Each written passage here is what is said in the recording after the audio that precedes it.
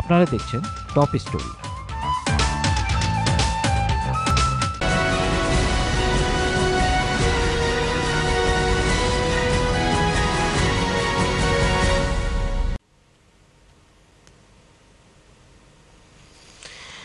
প্রিয় দর্শক, আপনারা আছেন টপ স্টোরির সাথে। বিরতির পর আপনাদের সবাইকে আরও একবার আমন্ত্রণ। আমরা কথা বলছিলাম অনেকগুলো প্রসঙ্গ নিয়ে, আমরা আবারও ফিরে যাচ্ছি আমাদের সেই আলোচনায়। জনাব সৈকত আচার্য, আমরা কথা বলছিলাম আসলে বোরখা পরা অপরাধ এবং মুসলিম শিশুদের সোশ্যাল কেয়ারে নেওয়া উচিত এইসব বিষয়গুলো নিয়ে। আমরা এখন একটু ফিরে তাকাতে চাই, সেটি হচ্ছে লন্ডনে ইংলিশ ল্যাঙ্গুয়েজ সার্টিফিকেট বিক্রির রমরমা ব্যবসা। এই ধরনের অভিযোগগুলো আসলে বাঙালি কমিউনিটি বা এশিয়ান কমিউনিটি যেখানে রয়েছে তাদের দিকেই উঠে আসে। আপনি কিভাবে ব্যাখ্যা করছেন এটিকে? ইংলিশ ল্যাঙ্গুয়েজ সার্টিফিকেট রমরমা ব্যবসা, এইটা আমরা শুধু বাঙালি এলাকায় নয়, আসলে এটা আমরা বিভিন্ন আফ্রিকান কমিউনিটি যেখানে থাকেন, আপনার ইন্ডিয়ান কমিউনিটি যেখানে থাকেন, পাকিস্তানি কমিউনিটি যেখানে থাকেন, যারা ইমিগ্রেন্ট, যাদের এখানে স্টুডেন্ট হিসেবে এসছেন অথবা এখানে পার্মানেন্ট হতে চান, ওভারঅল এগুলো কিন্তু একটা কমিউনিটির সমস্যা। বাট এখানে এই ইস্যুটাকে ভিন্নভাবে অ্যাড্রেস করার সুযোগ আছে। একটা সার্টিফিকেট, সেইটা যদি আপনি প্রপারলি ইস্যু করতে না পারেন বা ইস্যু করার সময় কোনো ধরনের অনিয়ম হয়, তো এখানে আপনার ইউকে বর্ডার এজেন্সির কাজটা কি, সেইটা তারা ডিটেক্ট করা, অথবা তাদের দেখতে হবে তারা এই সার্টিফিকেটগুলো ইস্যু করার জন্য যে অ্যাওয়ার্ডিং বডি আছে, অথবা সেই অ্যাওয়ার্ডিং বডির আন্ডারে যেসব প্রতিষ্ঠানগুলো যারা অ্যাপ্রুভড প্রোভাইডার হিসেবে, যারা এই সার্টিফিকেটগুলো এক্সামটা নেয়, তো এই দুটোর মধ্যে একটা সমন্বয় করা, রুলস রেগুলেশনসগুলোকে অনেক বেশি স্ট্রিক্ট করা, এবং সেখানে যাতে যতগুলো লুপ হোল আছে সেগুলো আইডেন্টিফাই করা, এটা কিন্তু ইউকেবি এর কাজ। আমি বলবো এই যে সার্টিফিকেট নিয়ে রমরমা ব্যবসা, যদি এরকম কোনো ব্যবসা হয়ে থাকে আদৌ, বা আমরা কিছু পত্রপত্রিকাও দেখেছি, সেগুলো নিয়ে স্পেসিফিক আইন আছে, আইনের আওতায় আনা দরকার। কিন্তু সেটাকে আপনি সেন্সেশনালাইজ করা, সেইটাকে আপনি আপনার ফিঙ্গারকে স্পেসিফিক পয়েন্ট আউট করা, যে দেখো বাঙালি কমিউনিটি তারা কত খারাপ, বা আমরা বাঙালিরাও মাঝে মধ্যে এই গসিপগুলো শিকার হই। তো ইউকেবি এর কাজ হবে এখানে একটা নিয়ন্ত্রণ আরোপ করা, এবং সেখানে নিয়ম কানুনগুলোকে যথাযথভাবে তারা যাতে একটা প্রপারলি তারা যাতে করে, যে এখানে এসে তারা যাতে আপনার দেখভাল করে, তাদের রেস্ট্রিকশনগুলোকে আরোপ করে, এবং সেইটার জন্য তো তাদেরকে টাকা পয়সা দেয়া হয়।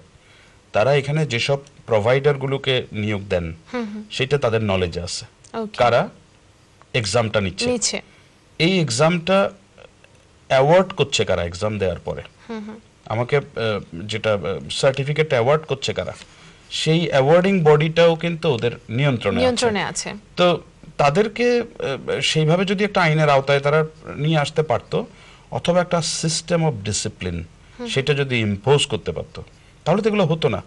আপনি নিশ্চয়ই কোনো একটা লুপ হোল রেখেছেন এখানে, সেই লুপ হোলটা কি সেটা বের করাটা জরুরি।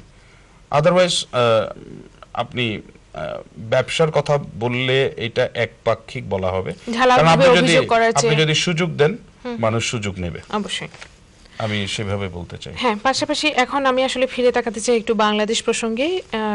ছোট করে জানতে চাইবো, বাংলাদেশের জিএসপি সুবিধা ফিরে পেতে ট্রেড ইউনিয়ন এবং শ্রমিকদের নিরাপত্তা নিশ্চিত করতে হবে বলে ড্যান মজিনা বলেছেন। সরি, এটা জিএসপির কথা বলছেন? জিএসপির কথা বলেছেন, যেটি হচ্ছে আপনার তাজরিন ফ্যাশনস এবং রানা প্লাজা ধ্বংস। আমরা দেখেছি গত বছর রানা প্লাজাতে একটা এই ধরনের ট্র্যাজেডি হওয়ার পরে আপনার ইউরোপিয়ান ইউনিয়নেও, তারপরে আমেরিকাতেও নানা কথাগুলো এসছে।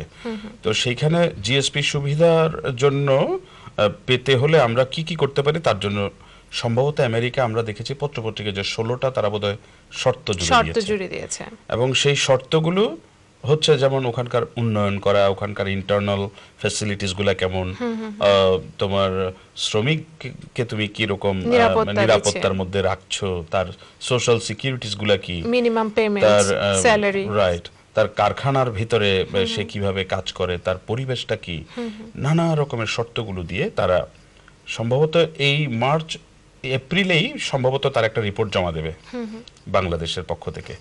তো তারা বলবে যে হ্যাঁ আমরা মানে সমস্ত কিছু কমপ্লাইড উইথ, এটা বলবে যে তোমরা যে শর্তগুলো দিয়েছো আমরা কিন্তু মাঠ পর্যায়ে তদন্ত করেছি এবং সেই তদন্তের ভিত্তিতে আমরা কিছু অ্যাকশনস নিয়েছি এবং আমাদেরও কিছু পরিকল্পনা আছে, সেই পরিকল্পনাটা আমি সাম এন্ড সাবস্টেন্স হচ্ছে এই সেইটা তুলে ধরার কথা এই এপ্রিলের মাঝামাঝি সময়ে। এবং মজিনার কথাতে যেটা বোঝা গেল বা আমেরিকা, কারণ তাদেরও তো সেই আমাদেরকে অগ্রাধিকার তারা কিন্তু এমনি এমনি দেয় না। অবশ্যই ব্যবসা করতে গেলে তারা যে আমাদেরকে অগ্রাধিকার ভিত্তিক এই যে জিএসপি সুবিধা, যেটা বাণিজ্যিক অগ্রাধিকার মূলক সুবিধা, এইটা কিন্তু তারা এমনি এমনি দেয়। তাদেরও একটা বিরাট মার্কেট ওখানে, তারাও তো কম দামে সেখানে বিশ্বের বিভিন্ন জায়গা থেকে তাকে জিনিস আনতে হয়।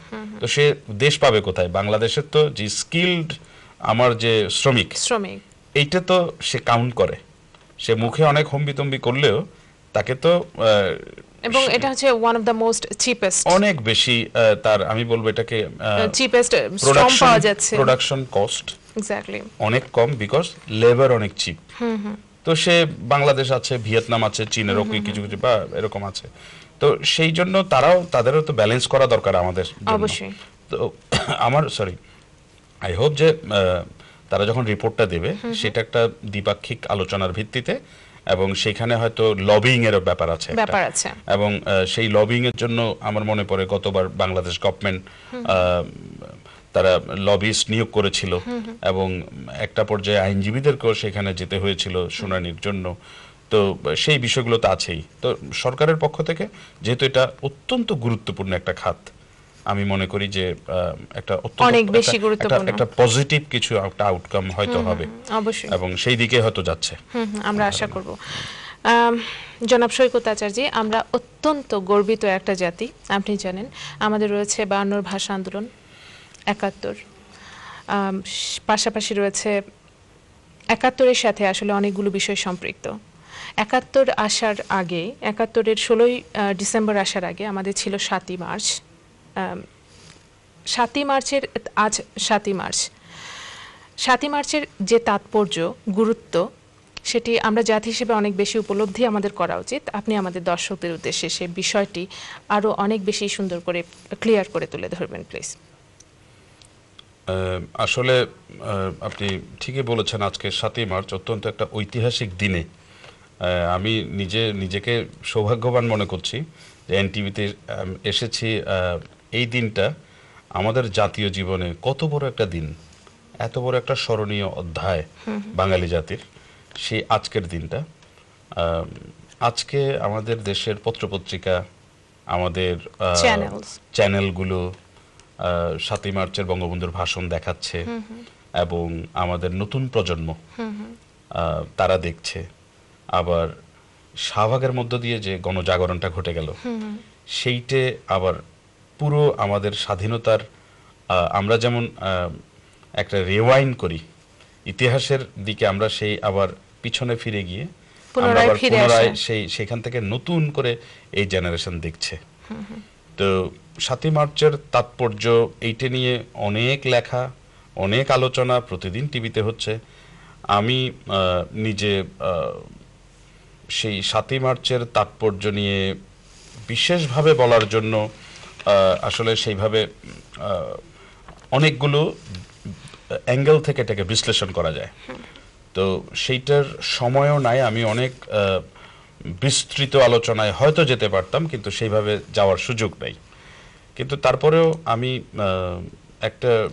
আপনাদের কাছ থেকে প্রেক্ষাপট এবং এর পরবর্তী বিষয়, যেমন আপনি দেখবেন যে আমাদের দেশে 70-এর নভেম্বরে যে ঘূর্ণিঝড়টা হয়েছিল, সেই ঘূর্ণিঝড়ের পরেই আপনি সেখানে পশ্চিম পাকিস্তান সেই সময়কার তাদের সরকার এবং প্রেসিডেন্ট থেকে শুরু করে তারা কিন্তু আমাদেরকে সেভাবে সহায়তা করেনি।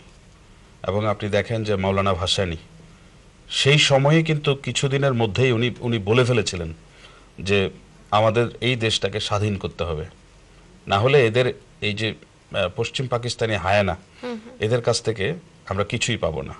স্বাধীনতার ডাক কিন্তু সেভাবে তখন থেকেই ফুসে ফুসে উঠছিল ভিতর থেকে, স্বাধীনতার চাহিদা উঠে আসছিল, স্বাধীনতার মানুষের মধ্যে যে আকুতি, মানুষের মধ্যে যে আরতি, সেইটা কিন্তু ধীরে ধীরে মানুষের মধ্যে তারা সাগর যেমন গর্জন করতে করতে জলোচ্ছ্বাসের আগে ফুসে উঠে, সে একইভাবে আমাদের সাধারণ মানুষ সে ফুসে উঠছিল।